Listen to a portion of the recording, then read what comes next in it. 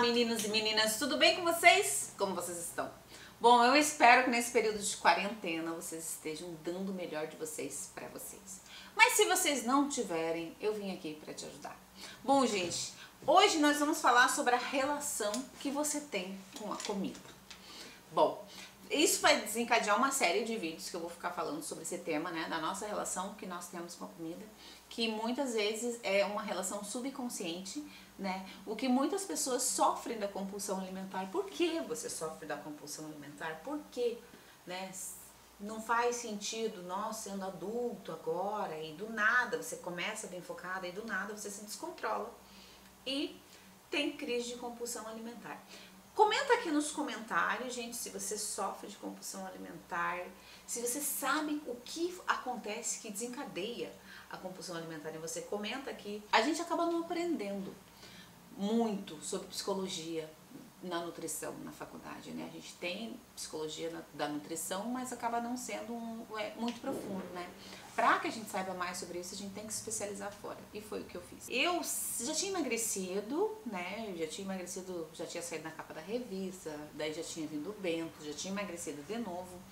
E aí, eu mesmo assim, não sabia o que acontecia, né, comigo, o que acontecia, tipo, do nada eu desengrenava o negócio e começava a comer meio que compulsivamente, e aí engordava e tipo voltava, e isso foi por muito tempo assim, sabe? Sabe o que você fazia de segunda a sexta perfeito, chegar sábado e domingo a bacalhar? Segunda a sexta perfeito, sábado e domingo a bacalhar. E aí eu fui fazer o curso de hipnose, tudo, me formei. E dentro disso, né, a gente começa a estudar e a ver a ligação que a gente tem com a nossa compulsão alimentar. E é essa ligação, quando a gente descobre, que a gente consegue mudar o nosso comportamento. Por quê? No meu caso, a ligação da compulsão, ela tinha a ver com a escassez que eu sofri na minha infância. Né? Eu já falei pra vocês, tem alguns vídeos aqui que eu falo sobre a história da minha vida. Eu vim de uma família pobre, né? Minha mãe ficou viúva, eu tinha 1 ano e meio quando minha mãe ficou viúva, e a minha mãe era costureira e criou 5 filhos sozinha, né? E nisso minha mãe fazia tipo uma compra do mês, uma vez por mês. Verdade. E aí ela comprava uma bandeja de iogurte, tipo, o que tinha de besteira era uma bandeja de iogurte por mês, pensa. E daí quando chegava aquele iogurte lá, gente, a gente tinha que nem uns bichos, assim, sabe? Louco pra pegar aquele iogurte, tinha que pegar isso, tinha que tomar tudo. Porque se você não tomasse, um irmão meu ia tomar escondido. Tá?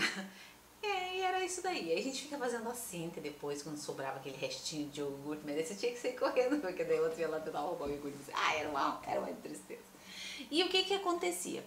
Quando chegava comida boa, seja isso em época de compra do mês ou em qualquer outra situação, a gente ia comer tudo na hora, porque não ia ter depois, entendeu? Então, um dia eu tava, isso há 2 anos, faz 2 anos, quando eu descobri, né, qual que era a minha relação com a comida. Eu achava que a minha compulsão alimentar tinha a ver com abusos da infância, mas a verdade é que não tinha a ver com abusos, tinha a ver exatamente com a escassez. Nem sempre a escassez reflete na compulsão, ela pode refletir em outra área da sua vida, tá? A gente vai abranger bastante esses assuntos aqui no canal. Eu entendi, conforme eu fui estudando, né? Eu ia escrevendo cada vez que eu tinha uma crise de compulsão, né? Porque na hora que você tá tendo uma crise de compulsão, você não pensa. A gente vai pensar depois o porquê que eu comi aquela barra de chocolate. Antes, eu nunca na vida conseguiria comer um quadradinho de chocolate. Um quadradinho meu era desse tamanho. Eu nunca ia conseguir comer um quadradinho. Por quê? Porque eu tinha compulsão. Então era uma barra de chocolate pra mim, às vezes até mais, né? E se eu dividisse, eu sentia que tava faltando. Sabe? Como se eu não tivesse comido tudo. Era uma coisa assim que eu sentia. E isso é a realidade de muita gente, né? Que sofre com compulsão alimentar. E aí, quando eu entendi que tinha a ver com a infância que eu tive, aí eu pensava assim, cara, mas tem a ver com a infância? Mas hoje eu tenho condições de comer o que eu quiser. Hoje eu não preciso passar vontade. Hoje eu tenho condições. Se eu quiser comer um prato de chocolate, tem dinheiro pra comprar. Né? Se eu quiser comer uma bandeja, eu lembro que o meu sonho de infância era ter dinheiro pra comprar uma barra de chocolate e uma bandeja de danoninho e comer tudo sozinho. Olha só. E isso ficou em mim, fica no nosso subconsciente, gente, fica gravado lá. E se reprogramar é um trabalho que você tem que fazer. Então eu digo, o emagrecimento é muito além da dieta que você faz. Porque você pode ver quantas dietas você já fez que deram certo. Porque todas as dietas, se você fizer, dá certo. Qual que é o resultado da dieta? Eu falo para as pessoas, o emagrecimento. Não importa o tempo, o importante é que emagreça, né? Ah, mas eu perdi 4 quilos em 30 dias. Você o quê? Perdeu 4 quilos em 30 dias. Significa o quê? Que a dieta deu certo. Não é porque você não perdeu 30 quilos em 30 dias que a dieta não deu certo, muito pelo contrário. Isso é um emagrecimento saudável, isso é um emagrecimento real. E aí, foi bem assim. Tinha chocolate lá em casa, todo final de semana eu comprava chocolate, barra de chocolate, salgadinho, pipoca, tudo para passar o final de semana. A gente sempre ficava em casa, não saía muito. Saía quando saía era para comer. E aí a gente comia tudo até o fim. E aí eu lembrei, naquele momento eu revivi a experiência da minha infância, que era assim. E aí o que meu subconsciente entendia? Que chegou comida, não posso desperdiçar, né? Embora eu tenha condições hoje, o meu subconsciente não entende isso. Ele só refaz uma atitude que já foi feita. Então ele refaz, ele vai repetir, repetir, repetir, repetir, repetir. E durante quantos anos, gente? Eu tenho com 36 anos, então durante 36 anos ele tendeu a repetir isso. E aí quando eu entendi que a minha compulsão estava associada à escassez, eu fiz um processo de desprogramação, tá? Que nada mais não tem nenhum bicho de 7 cabeças nisso, as pessoas até fazem de conta que é difícil, mas não é. Nada mais é do que você silenciar na tua casa, na tua cama, aonde você tá? Fecha os olhos e volta lá na tua infância. Lembra dos momentos da sua infância, tá? Onde você viveu isso, entendeu? Tenta lembrar, porque muitas coisas você não vai lembrar. Se você conseguir colocar uma musiquinha de relaxamento, é ótimo. Isso é hipnose, gente. Hipnose nada mais é do que um estado de relaxamento, tá? E aí você faz isso sozinha, mentalmente. Você não precisa de ninguém para fazer isso, você consegue fazer. Fecha os olhos e tenta lembrar de um momento que você, no meu caso, eu tentei lembrar de um momento que eu tive aquela atitude de comer tudo até o final porque ia acabar. E eu lembrei exatamente da minha mãe chegando com a compra do mês, bastante sacola deixando no chão assim, e nós indo tudo lá, revirando todas as sacolas procurando aquele iogurte. E eu revivi essa situação. E neste momento você fala para essa criança que agora você não precisa mais, porque você vai ter sempre que você quiser. Ai, mais, isso nada a ver. Cara, isso é uma maneira de dar um comando mental pro teu subconsciente de que agora você não precisa mais agir assim. Embora a minha relação com a comida tenha a ver com a escassez. Nem sempre a tua relação tem a ver com a escassez também. Às vezes você teve uma infância maravilhosa. Eu tratei várias pacientes com hipnose e dentro dos tratamentos eu descobri vários parâmetros, né, de pessoas que tinham uma relação com a comida. Muitas pessoas têm a relação com a comida de aceitação. Muitas pessoas têm a relação com a comida de amor, sabe? Eu tratei uma paciente que ela tinha relação com a comida, ela comia para se sentir amada, sabe? Ela chegava em casa do serviço e ela ia comer. Depois de um dia extremamente cansativo, ela pegava e ia comer. E ia comer tipo coisas aleatórias que não fazem sentido, sabe? Uma cliente muito bem de vida, tudo, mas sofria de compulsão. E aí conforme a gente foi estudando e foi lembrando como era a relação dela com a comida, o que aconteceu na infância dela. Tudo tá lá, gente. Tudo tá lá na nossa infância, tá bom? Que é lá onde a gente começa, a gente é uma folha em branco. E é na nossa infância onde são impressos os nossos paradigmas, as nossas crenças, a nossa fé. Tudo é impresso na nossa infância. A gente reproduz isso na vida adulta. A mãe dela trabalhava fora, criava ela e os irmãos, e ela não tinha o pai. O pai tinha ido embora de casa. Eles tinham se separado quando ela era muito novinha. E a mãe criava eles assim, às duras penas, trabalhando fora. E no final de semana, quando a mãe chegava em casa, né, que daí não trabalhava no sábado e no domingo, a mãe não saía da cozinha. E a mãe sentava na mesa e ficava com eles comendo. E eles ficavam ali, acompanhavam a mãe na cozinha, tudo. Então era aquele momento do quê? De demonstrar amor. Então, qual que era a relação dela com a comida hoje? A necessidade de amor, entendeu? Então aí ela casou, mudou de cidade, tudo, vê a mãe, tudo. E a mãe ainda repete os mesmos atos até hoje. Quando ela chega na casa dela, a mãe vai pra cozinha. Eu sou assim também, sabe? De ir pra cozinha, de demonstrar amor fazendo comida. Acho que é um dom nosso, né? Mas a gente tem que demonstrar amor de outras maneiras também. E na cabeça da criança fica impresso no subconsciente. E aí o que aconteceu? Ela reproduzia isso, a carência afetiva dela, ela reproduzia na comida. Então quando ela estava comendo, ela estava se sentindo amada.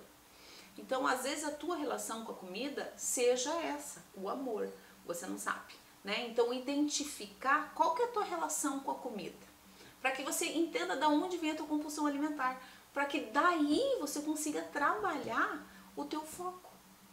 Eu tive outra paciente também que ela falou assim: ai, Mari, eu não consigo ficar focada, eu brigo com meu marido e vou comer. Eu brigo com meu marido e vou comer.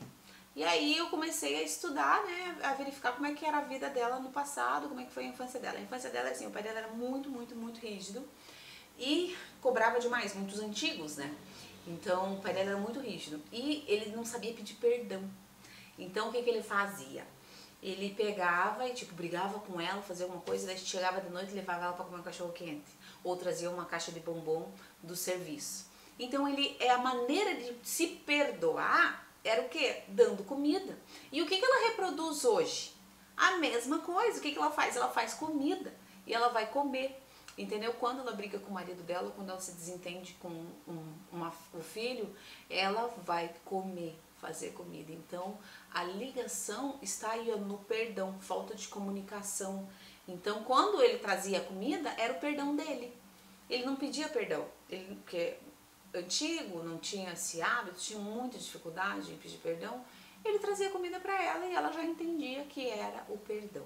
E hoje ela reproduz isso na vida dela. Então, olha como a nossa ligação com a comida não é porque você come porque você é compulsiva. Ah, você come porque você é compulsiva. Não! Tira isso da mente. Você come porque tem uma ligação com a comida que te faz repetir hábitos do passado, identificar quais são esses hábitos para que a gente possa ir lá na ferida e tratar o problema, entendeu? E não só ficar tapando, fazendo curativo, não, a gente precisa curar e identificar onde está o nosso problema, para que a gente não repita mais, entendeu? Isso não significa que não vai ficar uma cicatriz, não vai ficar uma marca, que pode acontecer novamente, sim, mas agora você tem um entendimento diferente. Outra maneira também de você se relacionar com a comida é abusos sexuais na infância, tá? Elas são muito ligadas com sobrepeso, com obesidade. Eu achava que a minha ligação era essa, mas não. A minha ligação foi a escassez, embora os abusos que eu sofri, isso teve ligação em outra área da minha vida. Eu trarei vídeos falando sobre isso também, mais pra frente. E eu tive uma paciente que ela era muito gorda, muito linda ela era, e ela era muito gorda. E ela começou a engordar com 12 anos. E foi quando ela sofreu um abuso. O subconsciente entende que estar gorda é se proteger, entendeu? Pra quê? Pra que não aconteça de novo. E como ela era uma criança bonita, ela era uma criança. Ela foi vítima de um abuso. Então o que entendeu? Entendeu que por causa de ser bonita, ela corria risco. Então, o que o subconsciente fazia? Protegia ela. E ela o que? Comia. Entendeu? Então, quando a gente identificou que o problema estava ali, ela não aceitava ser bonita, ela não aceitava ser magra, porque ela tinha medo de acontecer de novo, embora a possibilidade disso hoje acontecer ser nula, mas existia o medo. E esse medo refletia na vida dela, embora seja um medo subconsciente, tá? Outra maneira de você se relacionar com a comida também é sentir-se amado,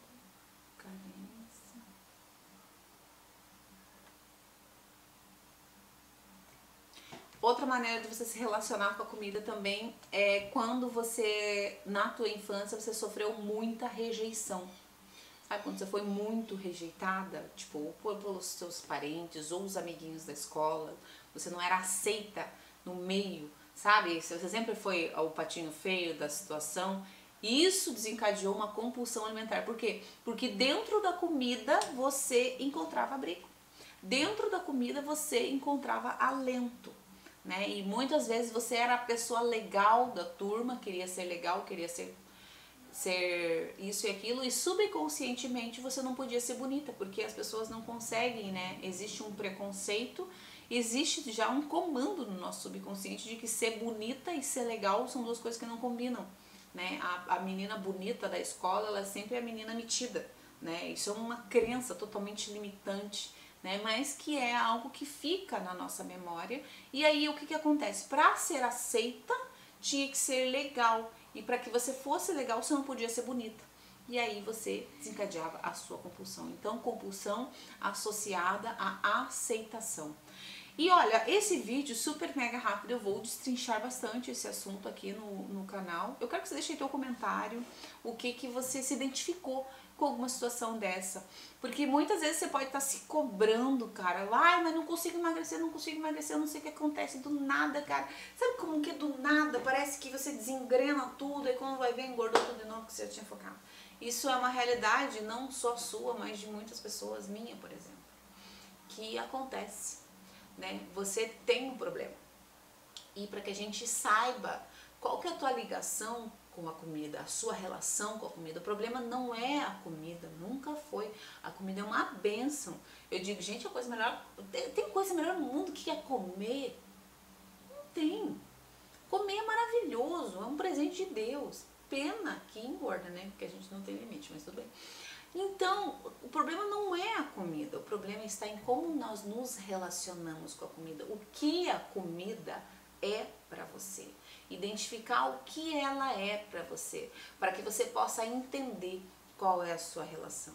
Eu lembro que o dia que eu descobri a minha relação com a comida, que cara, eu repeti exatamente. E outra, não era só eu que repetia, eu já estava imprimindo nos meus filhos a mesma relação. Você acredita? Por quê? Porque a gente tende a passar para os nossos filhos a relação que nós temos com a comida. E aí a gente perpetua um ciclo. E aí você até consegue. O emagrecimento se torna como se fosse um elástico. Você vai. Quando chega lá é como se você fosse puxado. E nesse puxão você volta. Emagrecer vai muito além de fazer dieta. Emagrecer é um processo de autoconhecimento. Quando você se conhece, se identifica com o seu problema, os problemas eles realmente acabam. Não tem um emagrecimento definitivo sem um autoconhecimento. Então, mergulhar em si, identificar qual que é a sua relação com a comida, isso abre as portas da transformação de vida. Pode parecer besteira e pode parecer balela, mas a verdade é que a gente vai tender a repetir sempre as mesmas atitudes, enquanto não identificar o porquê que tomamos certas atitudes. Já parou para analisar que as suas crises de compulsão, elas são sempre precedidas pelo mesmo sentimento anterior? Então, identificar qual que é o sentimento anterior é o que vai fazer com que essas crises não aconteçam mais. Bom, eu espero ter ajudado. Deixa aqui nos comentários, deixa o seu curtir. Não esquece de se inscrever no canal se você ainda não é inscrito para receber as notificações. E beijo, até a próxima.